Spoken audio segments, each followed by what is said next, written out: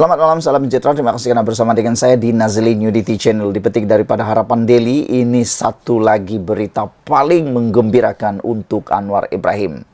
Kalau sebelum ini, kononnya Anwar Ibrahim sudah kehilangan 2/3 sokongan di dalam Dewan Rakyat. Hari ini akhirnya Anwar Ibrahim mendapat semula sokongan 2/3 itu. Yang menjadi kejutan kepada kita semua ialah, dari mana Anwar dapat satu undi untuk dapat 2/3 itu? Karena sebelum ini, Syed Abdul Rahman telah pun mengisytiharkan untuk menjadi sebagian daripada pembangkang, namun masih menyokong Anwar Ibrahim. Ini bermaksud Anwar Ibrahim sebenarnya secara kira-kiranya daripada pihak kerajaan telah hilang satu kerusi, menyebabkan dia kehilangan 2/3 kerusi parlimen kerajaan di parlimen. Namun hari ini kita boleh sahkan sekali lagi Anwar Ibrahim kini dalam 2/3 sokongan di parlimen ataupun lebih. Kerana Syed Saddiq kata walaupun dia menjadi pembangkang tetapi dia masih menyokong Anwar Ibrahim. Cuma dia tak nak menjadi kerajaan lagi. Jadi kali ini apa yang kita lihat ialah ada seorang ahli parlimen daripada Perikatan Nasional telah mengisytiharkan sokong Anwar. Yang menjadi persoalan kita ialah, apa akan terjadi lepas ini? Adakah ahli parlimen Perikatan Nasional ini akan dipecat ataupun hilang kelayakan ahli parlimen? Walau bagaimanapun, beliau tidak pindah parti. Datuk Iskandar Zulkarnain Abu Khalid, Perikatan Nasional Kuala Kangsar, mengisytiharkan bahawa beliau akan menyokong Perdana Menteri Datuk Seri Anwar Ibrahim kerana mahu mengurangkan beban kos sara hidup yang meningkat untuk penduduk kawasannya. Iskandar dari Bersatu berkata, sokongan beliau berkuat kuasa hari ini bertujuan untuk melihat sama ada Anwar akan mengutarakan janjinya berkenan dana peruntukan kawasan untuk parlimen. Beliau berkata, saya percaya ekonomi akan dipulihkan demi kemakmuran negara dan kesejahteraan rakyat. Oleh itu, saya akan menyokong usaha Perdana Menteri mengukuhkan ekonomi, katanya dalam satu kenyataan yang dihantar kepada Akhbar Star. Walau bagaimanapun, beliau menegaskan akan kekal di dalam parti Bersatu. Saya sama sekali tidak akan mengkhianati parti saya. Bersatu dalam apa jua keadaan. Saya menjunjung prinsip kesetiaan, kata beliau. Meskipun berdepan dengan risiko tindakan disiplin oleh partinya, Iskandar tidak sanggup melihat penduduk kawasannya terbiar dan ketinggalan kerana perbezaan politik. Oleh itu, saya mengambil keputusan menyokong usaha kerajaan yang mengutamakan kebajikan rakyat sehingga pilihan raya umum seterusnya, kata beliau lagi. Untuk rekod, Anwar menegaskan bahawa peruntukan dana kawasan parlimen untuk ahli parlimen pembangkang akan disalurkan sekiranya blok pembangkang atau blok Perikatan Nasional berunding dengan kerajaan. Timbalan Perdana Menteri Datuk Seri Fadillah Yusof telah mengesahkan tiada usaha rundingan untuk peruntukan dana di kawasan diterima daripada blok Perikatan Nasional. Yang menjadi persoalan ramai orang ialah kenapa belum ada rundingan dibuat oleh orang yang bertanggungjawab. Kerana di blok pembangkang telah pun dipilih beberapa orang menjadi saluran perundingan dengan kerajaan. Sedangkan untuk mereka mendapat dana peruntukan parlimen itu, mereka hanya perlu berunding dan mungkin perlu MOU. Tapi itulah jadi persoalan, kenapa selepas 10 bulan, menghampiri setahun, kerajaan ini telah ditubuhkan, masih belum ada rundingan, usaha rundingan dibuat. Itu disahkan sendiri oleh Timbalan Perdana Menteri kita, Datuk Seri Fadillah Yusof. Jadi, apakah tindakan daripada ahli parlimen Perikatan Nasional di Perikatan Nasional Kuala Kangsar ini, iaitu Datuk Iskandar Zulkarnain Abdul Khalid, akan mendapat perhatian daripada Perikatan Nasional?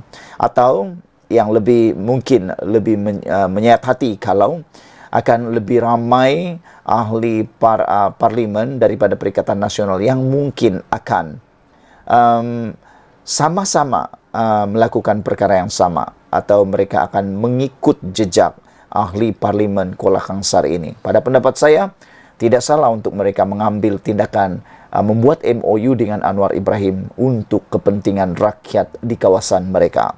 Sekian dulu untuk kali ini. Jangan lupa tinggalkan komen Anda, tekan butang subscribe. Kita jumpa lagi. Bye-bye. Selamat petang, salam sejahtera. Terima kasih karena bersama dengan saya di Nazilin Unity Channel. Ini berita terkini daripada berita harian. Baru diumumkan beberapa menit yang lepas, 12 Oktober 2023. Akhirnya, dipetik daripada berita harian online, SPRM akhirnya menyerbu 5 kilang beras di Kedah. Saudara-saudara sekalian, Suruhanjaya Pencegahan Rasuah Malaysia membongkar ketirisan pengedaran beras dengan menyerbu 5 buah kilang di Kedah hari ini dan semalam. Siasatan SPRM menjuruskan kepada penyelewengan pemberian subsidi kepada petani yang menjual beras tempatan ke kilang berlesen. Dalam operasi itu, SPRM turut menjalankan siasatan untuk mencari punca ketiadaan beras di pasaran, termasuk tindakan mencampur beras tempatan dengan beras import dan menyorok stok beras. Dalam serbuan di 2 buah kilang semalam, serta 3 lagi kilang hari ini, SPRM mengesaki ada penipuan risit pembelian padi dan penyelewengan jumlah berat padi yang dijual di kilang tidak sama dengan nilai subsidi yang dibayar kepada petani. Sumber berkata, SPRM mendapati modus operandi digunakan sindiket ini ialah menipu risit pembelian padi di kilang berkenan. Katanya, siasatan itu termasuklah kemungkinan nilai subsidi yang dibayar kepada petani tidak sama dengan jumlah berat padi yang dibayar di kilang. Subsidi yang dibayar oleh kerajaan melalui Bernas sebanyak RM500 bagi setiap tan padi yang dijual di kilang, dengan pihak kilang membeli daripada petani dengan harga RM1.25 sekilogram. Ini bermaksud sekiranya seorang petani menjual 1 tan beras kepada pengilang, mereka akan menerima RM1.250 termasuk RM500 subsidi daripada kerajaan. Siasatan mendapati mungkin berlaku penyelewengan dalam urusan itu, termasuk jumlah berat padi yang dijual di kilang tidak sama dengan nilai subsidi yang dibayar kepada petani. Terdapat risit-risit pembelian padi dan jumlah berat padi di Syaki sengaja dipalsukan dengan menggandakan jumlah berat padi yang dijual, katanya. SPRM masih meneliti jumlah sebenar ketirisan subsidi yang berlaku berdasarkan jumlah subsidi yang diperuntuk kerajaan ketika ini, yaitu RM600 juta setahun. Dalam operasi itu, SPRM turut mengesan penyelewengan dengan mencampurkan beras tempatan dengan beras import untuk dijual dengan harga beras import. Katanya, tindakan itu menguntungkan pengilang memandangkan harga import tidak dikawal oleh kerajaan berbanding beras tempatan. Tetapi tindakan ini akhirnya boleh menyebabkan kekurangan padi atau kekurangan beras untuk beras tempatan. Kerana beras tempatan yang sepatutnya dijual sebagai beras tempatan dengan harga yang lebih rendah menjadi berkurang kerana dijual pula dalam bentuk beras import. Jadi, beras tempatan berkurangan, beras import pula yang bertambah. Inilah kejahatan mereka yang melakukan modus operandi ini. SPRM kini bertindak untuk SPRM juga bertindak menyiasat sikap pengilang yang menyimpan dan menyorokkan beras tempatan yang mungkin menjadi punca kekurangan beras tempatan. Mereka ini kononnya menunggu pelarasan harga oleh kerajaan dan memberi alasan beras itu disimpan disebabkan tiada ejen yang mahu membeli beras itu, katanya. Dalam perkembangan itu, Ketua Pesuruhjaya SPRM Tan Sri Azam Baki ketika dihubungi mengesahkan tindakan yang diambil SPRM dalam menyiasat ketirisan pengedaran beras negara di bawah Seksyen 18 Akta SPRM 2009. Katanya lagi, SPRM melihat dua aspek siasatan, yaitu berkaitan kesalahan jenayah dan juga aspek tata kelola dalam agihan subsidi. Berita Harian melaporkan pada bulan lalu, Azam Baki memberi jaminan akan segera masuk menyiasat sekiranya mengesan kepincangan dalam isu pembekalan beras negara. Susulan itu, pada Isnin lalu, SPRM membongkar kegiatan penipuan pembekalan 28.000 tan beras bernilai RM 100 juta ringgit di Kedah yang berlaku kira-kira 7 tahun lalu. Semalam, seorang pemilik syarikat menginput beras dan rempah ratus didakwa kerana mengemuka tuntutan palsu berjumlah keseluruhan 22.76 juta berkaitan pembekalan beras kepada Kedah Agro Holding Berhad pada 2017. Sekian dulu untuk kali ini. Jangan lupa tinggalkan komen anda. Sila tekan butang subscribe. Malaysia kita punya, kita juga sama-sama cintai Malaysiaku. Bye-bye. Selamat malam, salam sejahtera. Terima kasih kerana bersama dengan saya di Nazilin Unity Channel. Isu yang hangat di media sosial sekarang, di TikTok, ialah tentang satu gambar yang menunjukkan di Harapan Daily, dipetik daripada Harapan Daily, kereta Exco Kedah merampas petak parking OKU Tular. Cerita ini menggamit perasaan ramai netizen. Mereka kata, takkanlah seorang Exco tak faham simbol parking untuk OKU dengan orang yang normal. Mereka kata apa yang menyebabkan kereta Exco Kedah itu rampas petak parking OKU. Kata mereka kalau ia pun terlalu sibuk, kata mereka janganlah sampai pula memaking di tempat yang tak sepatutnya. Ada juga yang menulis mungkin beliau tergesa-gesa. Mungkin kereta Exco Kedah itu diparking kerana tergesa-gesa nak hadiri mesyuarat atau hanya nak parking sementara sahaja.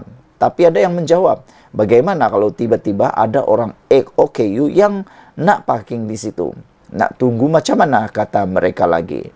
Walau bagaimanapun, perbuatan memaking kereta di kawasan petak OKU dilihat satu perbuatan yang tidak bertanggungjawab. Bahkan, sedangkan orang kebiasaan, orang awam, orang biasa pun kalau memaking di petak OKU boleh disaman, bahkan boleh dikenakan tindakan dan akan dihujani dengan pelbagai tomahan daripada netizen.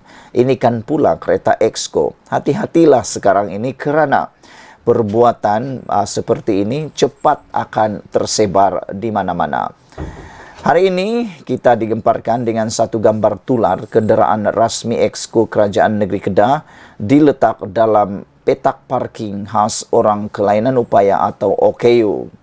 Rata-rata mempertikaikan tindakan yang merampas kedudukan untuk kemudahan. OKU itu selain dianggap jelas melanggar undang-undang, pemilik atau pemimpin berkenan yang pastinya sempurna fizikal atau sifat fizikal juga dianggap mementingkan diri tanpa memikirkan kesulitan OKU. Warganet juga hairan bagaimana seorang wakil rakyat tergamak mengambil kesempatan menyalahgunakan kemudahan disediakan kepada golongan itu. Walaupun komuniti OKU dianggarkan hanya sekitar 10% daripada keseluruhan rakyat negara ini, namun banyak kemudahan khas disediakan untuk mereka gagal dihormati sesetengah pihak.